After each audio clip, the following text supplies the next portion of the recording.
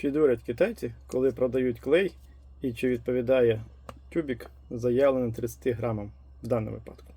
І так, вітаю, друзі! Бачите, такий гарний, здоровий тюбик. Пузатий.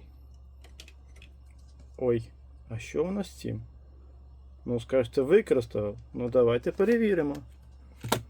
Вмикаємо ваги. Кладемо. 34,1. Кладемо. Тікає. 34,1. Мабуть, все ж таки не використав. Ще раз. 34,1. Ще раз. 34,1. Пояснюю.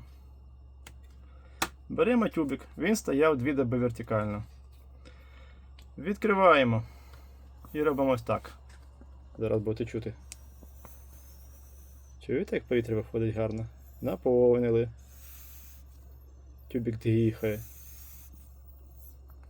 Дихає. Живий тюбик. Оп, і клей з'явився. Та-дам! Ось так. По вазі китайць, як бачите, не обманув. Але навіщо такий здоровий тюбик при фактично ось такому об'ємі?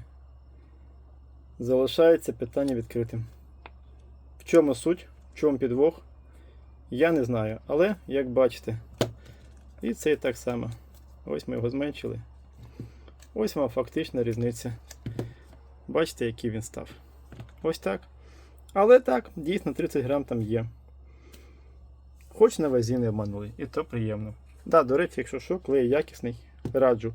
Клеїть дуже гарно не тільки взуття, але і пластик. Наразі що? Наразі традиційно дякую за перегляд. Вподобайку, підписки, коментарі. Слава Україні!